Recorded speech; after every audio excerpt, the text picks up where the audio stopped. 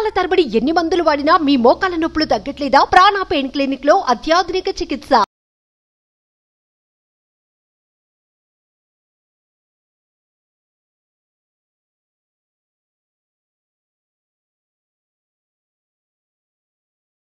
నమస్కారం అండి, డాక్టర్ శ్రీ ఆచార్య అనంతకృష్ణ స్వామి గారు. నమస్కారం.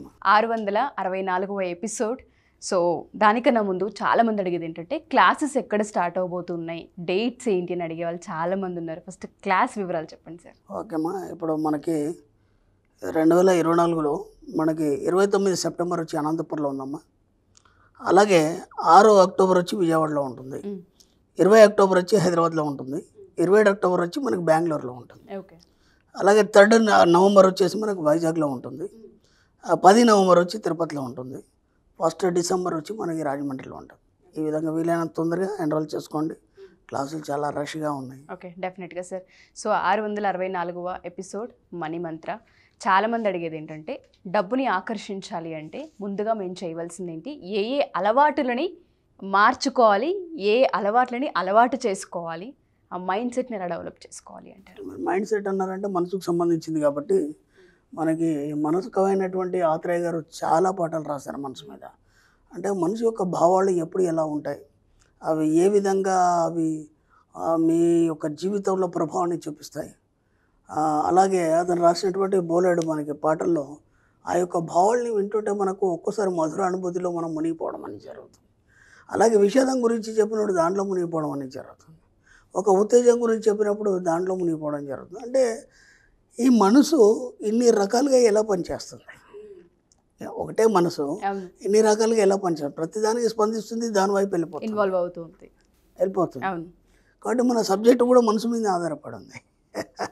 మన సబ్జెక్ట్ మొత్తం కూడా మనసు మీద ఆధారపడి ఉంది. ఏ విధంగా అంటే మనం సబ్కాన్షియస్ మైండ్తోనే మనకు కావాల్సినవన్నీ మనం పొందుతాం కదా.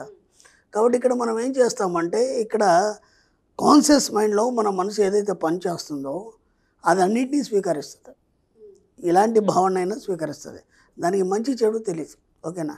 ఇప్పుడు ఒక విషాద సంఘటన జరిగింది, మనం టీవీలో చూసాం, ఆటోమేటిక్గా దానికి మనం కొద్దిసేపు అయిన తర్వాత ఎడిక్ట్ అయిపోతాం.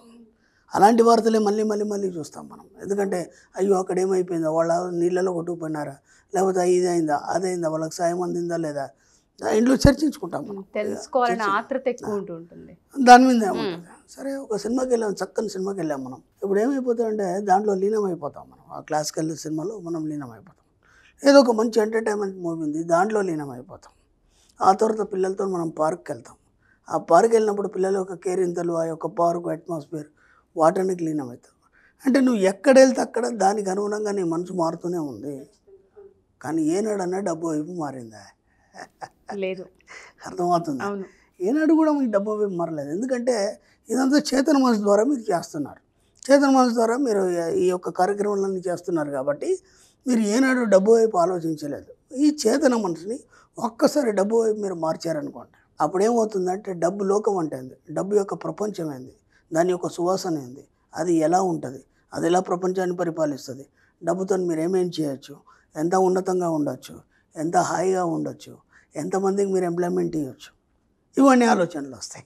కానీ డబ్బు వైపు మనసు మారాలి అన్న, దాని వైపు ఆలోచించాలి అన్న భయపడుతూ ఉంటారు సార్. అంటే మనకు అంత ఆ క్యాపబిలిటీ లేదేమో, ఆగిపోతుంటున్నాం, అంత సంపాదించగలమా అని ఆగిపోతుంటున్నాం. ఆ థాట్స్ని ఎలా? మీరు అన్నది ఎక్సలెంట్. ఎందుకంటే నేను ఈ డబ్బుకు సంబంధించింది ఫస్ట్ అందరికీ భయం అవుతుంది. ఈ భయం మీద ఎక్సలెంట్ సబ్జెక్ట్ చెప్తాను నేను క్లాస్లో. ఆ భయం అనేది ఎలా ఉంటుంది, ఎలా మిమ్మల్ని కుంగింప చేస్తుంది, ఎలా మిమ్మల్ని బయటికి రానియకుండా చేస్తుంది, ఇప్పుడు దాన్ని ఎలా అధిగమించాలి అనేది కూడా మనం క్లాస్లో చక్కగా చెప్తాం. కాబట్టి ఇప్పుడు భయం పక్కన పెట్టేయండి. ఫస్ట్ ఆలోచించడంలో మీకు భయం ఏం లేదు కదా, లేదు, దాంట్లో ఖర్చు కూడా ఏం లేదు కదా, లేదు. ఒక్కసారి అటువైపు ఆలోచించండి, డబ్బు వైపు ఆలోచించండి. ధనవంతులు ఎలా ఉంటారు, వాళ్ళు వాడే వస్తువులు ఏంటి, వాళ్ళు ఎంత లగ్జరీస్గా ఉంటారు, లగ్జరీ హోటల్స్ ఎలా ఉన్నాయి, ఓకేనా, కార్లు ఎలా ఉన్నాయి. మనం చూస్తుంటాం ఒక్కొక్కళ్ళ కార్లు, ఒక్కొక్కటిగా 200 కార్లు ఉన్నాయి. ఒక్కడు మరి 200 కార్లు ఏం చేసుకుంటాడు, మనకు ఒక్క కారు కూడా లేదు. ఆ ఉన్న ఒక కారు కూడా ఎప్పుడు కప్పేసి పెడతాం కూడా, అది మళ్ళీ ఇన్స్టాల్మెంట్లోనే ఉంటుంది. ఏనాడు కూడా మనం క్యాష్ పెట్టి తీసుకున్నది లేదు, ప్రతిదీ కూడా ఇన్స్టాల్మెంట్. ఇన్స్టాల్మెంట్ ద్వారా అమెరికా ఆర్థిక వ్యవస్థ ఎంత పడిపోయింది అనేది గతంలో నేను చెప్పాను. ఇన్స్టాల్మెంట్లో బేసిక్లు తీసుకోవడం వల్ల. కాబట్టి ఇప్పుడు అక్కడ అన్నీ మానేశారు అవన్నీ. కాబట్టి మనం కూడా మానేయండి. ఏదైనా సరే నీ సొంతంగా తీసుకోవడానికి ప్రయత్నం చేయాలి. ఫస్ట్ ఆఫ్ ఆల్ ఏంటంటే మీరు డబ్బు వైపు మనసుని మరల్చండి. ఓకే. ముందు మనసే ముఖ్యం, ప్రతిదానికి కూడా మనసే ముఖ్యం. ఎప్పుడైతే మీరు ఇవన్నీ ఆలోచించడం మొదలైందో మీకు ఒక కొత్తదనం అనేది మిమ్మల్ని ఆవరిస్తుంది. అంటే ఎప్పటిదాకా లేని ఒక కొత్త ఆలోచన రావడం, అది ఉన్నతంగా రావడం వల్ల మీకు తెలియకుండానే ఏదో అంతా మీ పైన గుమ్మరిస్తున్నట్టు, ఒక ధనవంతమైనటువంటి ఆలోచనలు మీ మీద కుప్పకూరుస్తున్నట్టు, నిజంగా కూడా అవన్నీ మీతో ఉన్నట్టు ఒక అనుభవం మెల్లిగా మీకు తెలియకుండానే మీ ఇన్నర్ మైండ్ స్వీకరించడం అనేది మొదలవుతుంది.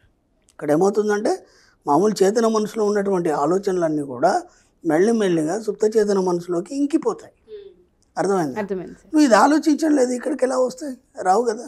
కాబట్టి ఆలోచన నీ మనసు ఏదైతుందో దాన్ని మెల్లిమెల్లిగా ఇటువైపు మరల్చినప్పుడు ఏమవుతుందంటే మెల్లిమెల్లిగా సుప్త చేతనలోకి ఒక్కొక్కడిగా ఇంకిపోతాయి. ఇంకిపోయినప్పుడు ఏమవుతుందంటే మీకు వాటి మీద పూర్తి అభిలాష, కోరిక ఏర్పడుతుంది. ఓకే. ఇంకా సాధించాలి, ఇంకా చేయాలి, ఖచ్చితంగా నేను దాన్ని పొందాలి అనే ఒక ఆలోచన వస్తుంది.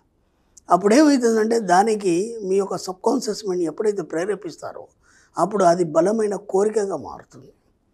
ఎప్పుడైతే బలమైన కోరికగా మారుతుందో ఆ తీవ్రత అనేది మీకు కావాల్సిందని విశ్వం నుంచి తెచ్చిపెడుతుంది. ఓకే.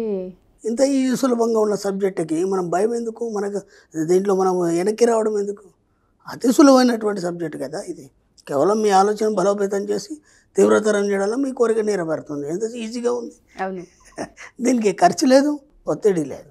కోరికని ఎంతలా బలపరచాలి అన్నది మీరు చెప్పే మాటల్లో తీవ్రతరం చేయాలి. తీవ్రతరం. అది చాలామంది భయపడుతూ మనకు సాధ్యం కాదని ఆగిపోతూ ఉంటారు. కానీ సాధ్యం అవుతుందని ఒక అడుగు ముందుకేసి చూడండి అన్న మీ పాజిటివిటీ ఏదైతే ఉందో మీరు చెప్పేటప్పుడు కూడా ఆ ఫీల్ నేను పొందుతూ ఉన్నాను. ఆ భావన ఎప్పుడైతే కలుగుతూ ఉంటుందో దారులు కనిపిస్తాయని అర్థమవుతుంది. ఖచ్చితంగా దాంట్లో ఎలాంటి సంశయం లేదు. Thank you sir. Thank you so much. Thank you అమ్మా.